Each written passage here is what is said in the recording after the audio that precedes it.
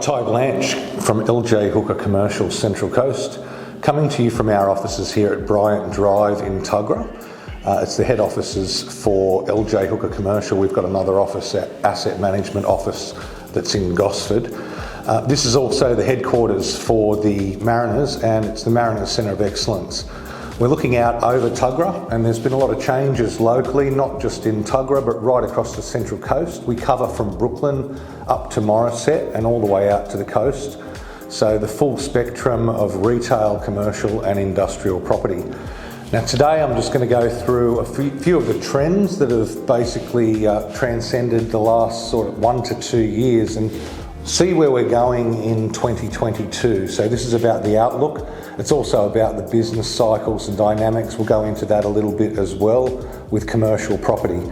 The drivers for commercial property are quite different to residential, so it's very, very important to have an expert who's got good experience in commercial property.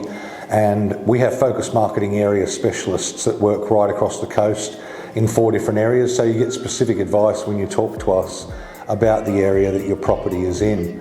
Anyway, today we'll move on. I'll give you some notes that I've made about the different outlook and the trends that we've got coming up for 2022.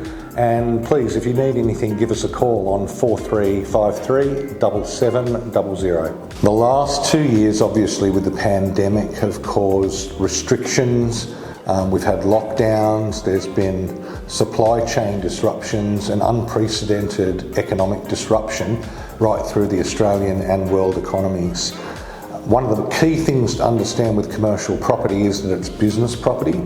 So it's about how business is operating and functioning. We're seeing a lot of new trends with what is predominantly linked to how customers and consumers interact with the supply chains for manufacturers and distributors. So retail now has gone largely online, as everybody would probably have experienced in their personal life, getting things delivered directly from all of the different supply chains can be sometimes very, very easy and smooth, and sometimes it can take a while depending on what the products are. So I'll go into now a little bit about the industrial first, because it's the industrial that provides the base for all of those logistics, and it allows for the supply chains to work. We've seen about 1.3% across the country vacancy in industrial, which is an all-time low. That's from a CBRE statistic that was recently announced, and it basically shows that the supply is very, very low, which is driving new development and also moving land prices higher. Here on the Central Coast, that can be directly evidenced in one of the largest new estates to be released to market at Warner Business Park.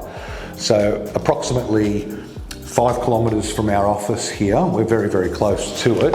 We've got a few clients that have bought land in the Warner Business Park that want to look at different options for what they can do with leasing and holding the product longer term.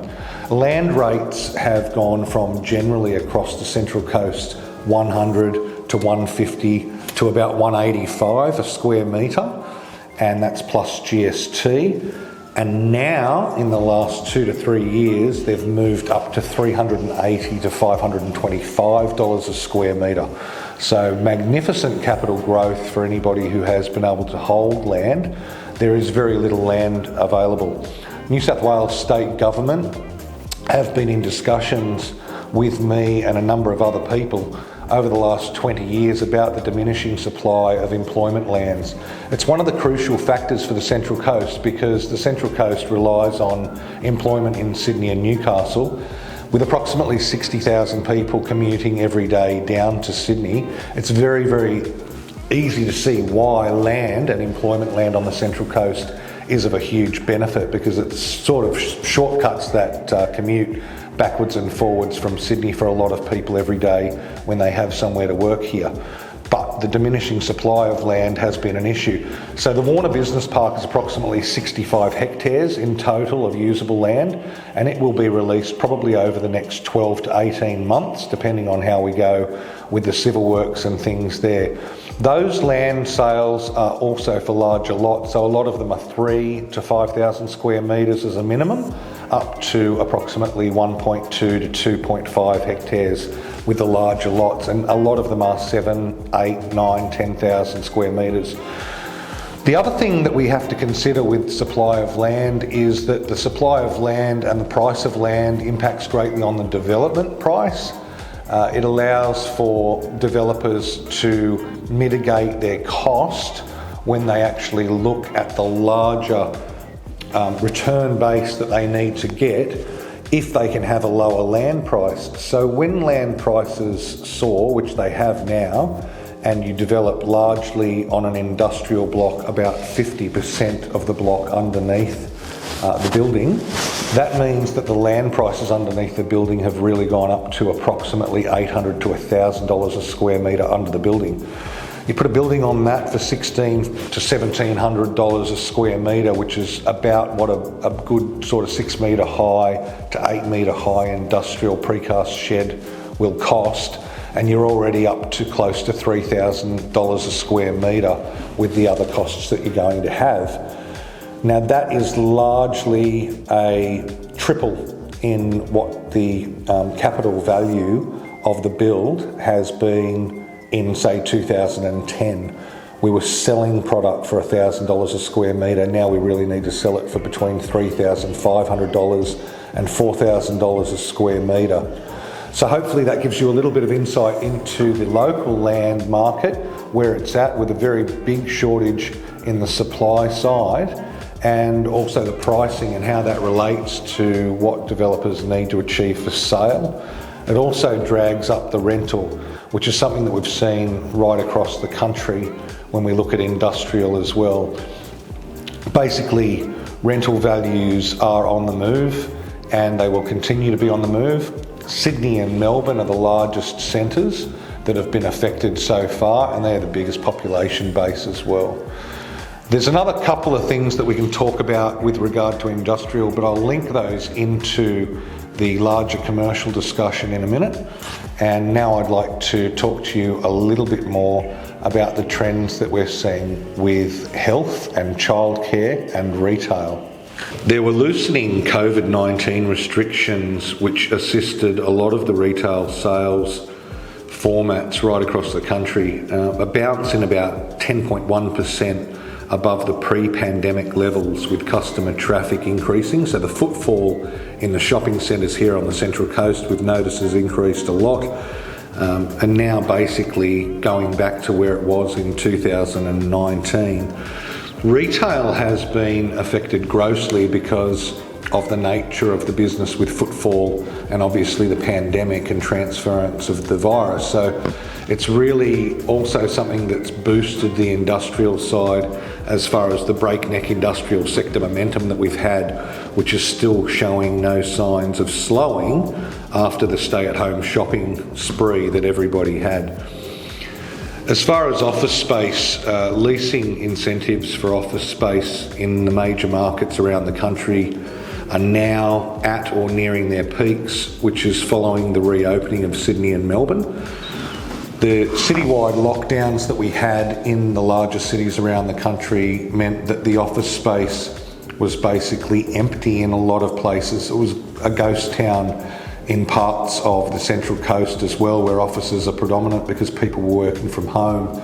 So with that shift now back to some sort of balance between working from home and working from the office, there's going to be a bit of a decrease in the supply, and we look at 2022 as being a good time to look at development of space, probably in 23 and 24, because the net absorption of the space has bounced back a little bit for office space on the Central Coast, as it has in the other capital cities.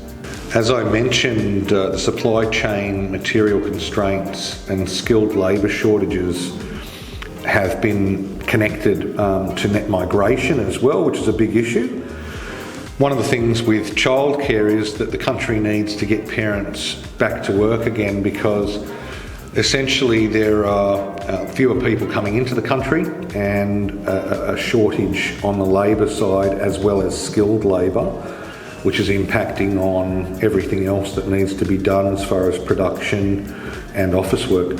So Childcare is looking very strong as a sector. We've seen some yields compress in the last year, in the middle of the pandemic, down to 2.9 and 3%, which is extremely sharp.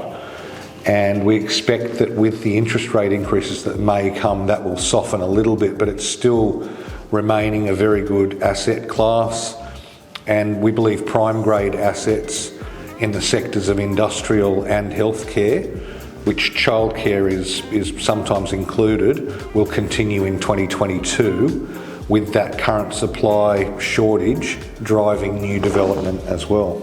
If the pandemic has taught us anything, one of the main things it has taught us is about consumer behaviour. And if you cover the key fundamentals, there will always be support for your business and your product and service. So one of the things is about getting the basics right, and accordingly the market will support you. This is the same with development of commercial property. If you're bringing products to the market in an area where you've got good advice about what's working well, the recipe should not be tampered with at all.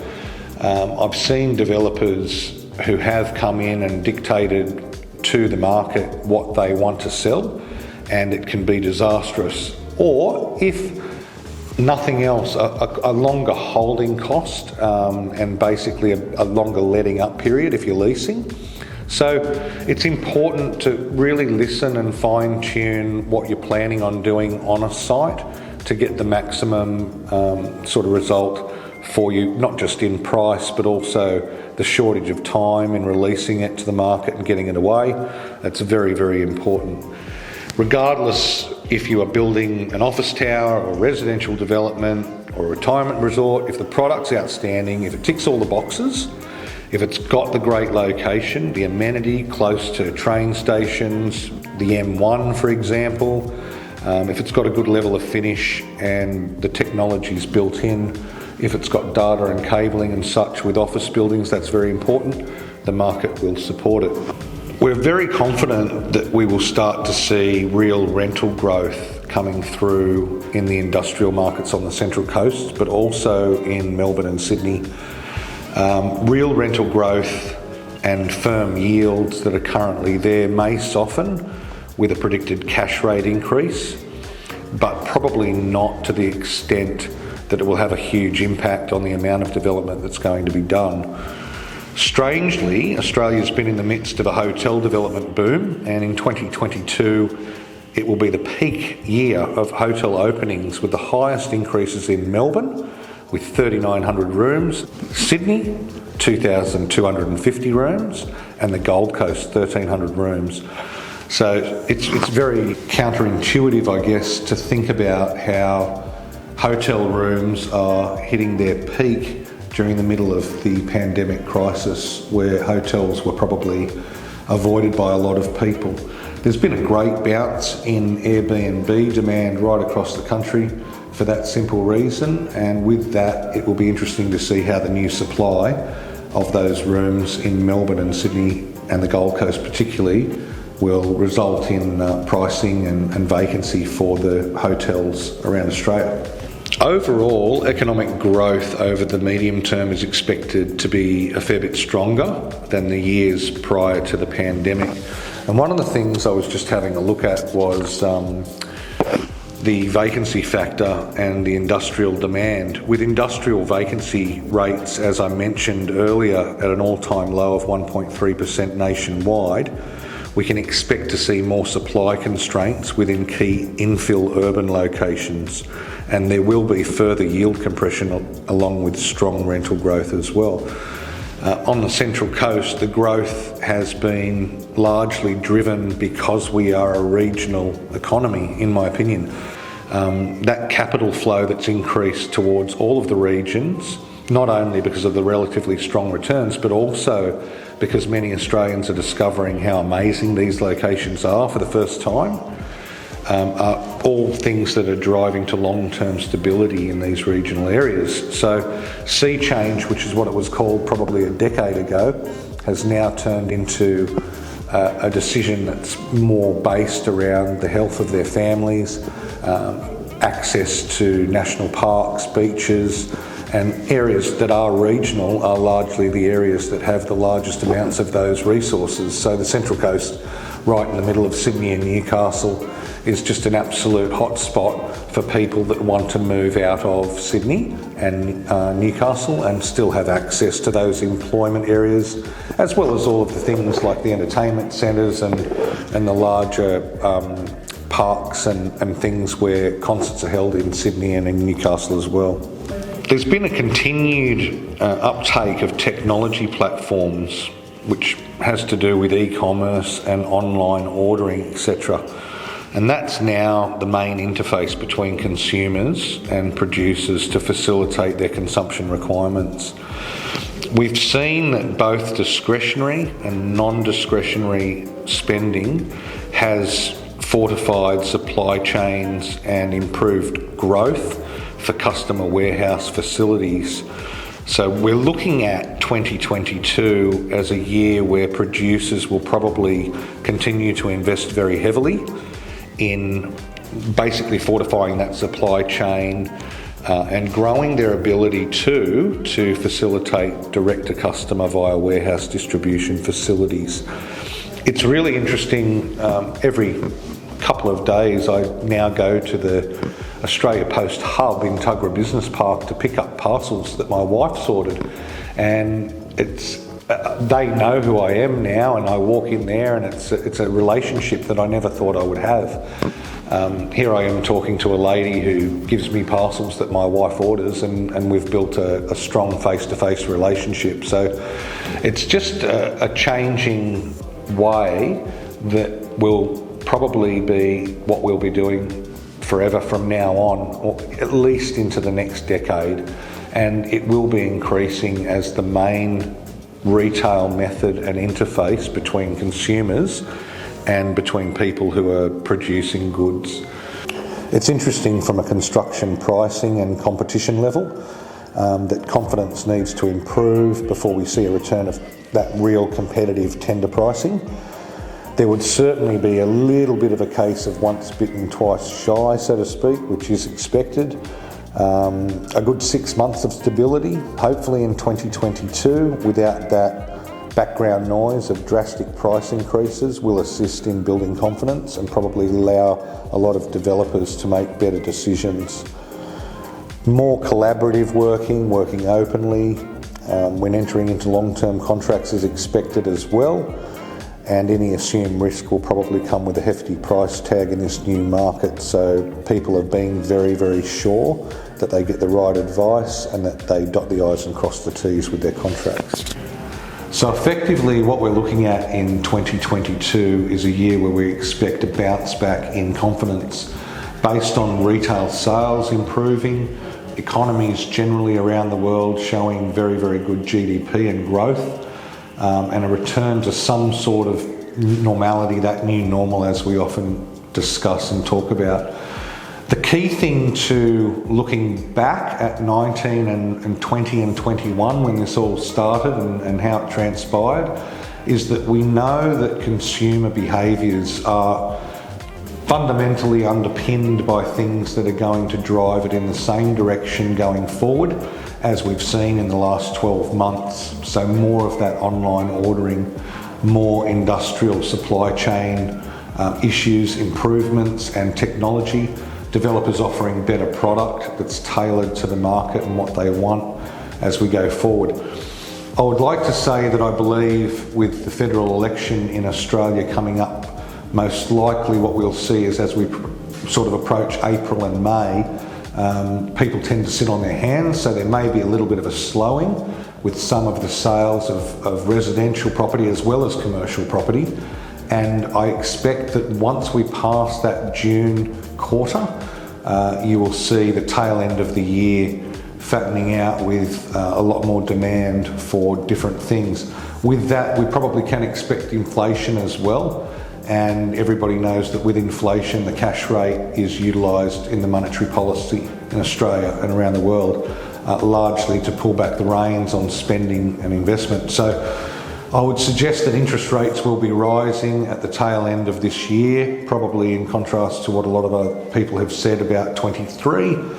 And I believe that with that you'll see the topping off of the residential market in the next 6 to 12 months, and probably a slowing for demand for other products in that area. However, the drivers are very different for commercial. I think that there will be more of a return to the office as people realise that running a business is very, very much based on face-to-face communication and being able to talk to people who are in the office, and the efficiencies that you get with having people grouped together in CBDs as well. So the office segment, I believe, will be driven quite well, and that you'll see growth and a rebound into that space in the next 12 months to 18 months. Industrial's not showing any signs of slowing, so that will continue, in my opinion, to be driven by the demand patterns and consumer behaviour. And the other factor, I guess, is retail, which is already bouncing back. There will be a bit of a slowing with that, no doubt, as interest rates increase and people's credit card repayments increase and their home loans go up. They'll have less money for non-discretionary and discretionary spending. But I believe that the retail sector will become very, very strong in the next 12 to 18 months compared with what it has been over the last 2 years. Thank you for listening. I know that this has been quite a long video, but if you need anything, please don't hesitate to contact me. I'm Ty Blanche from LJ Hooker Commercial Central Coast. We've been established on the coast for 20 years. We've got a team of just over 20 people, and we have a huge rent roll, 1,000 managements, which are basically all being looked at by our asset management team, who facilitate excellent service and growth to our clients. So if you have a property that needs asset management, please let us know, and we'll be certainly happy to help you with any sales, leasing or asset management requirements that you have.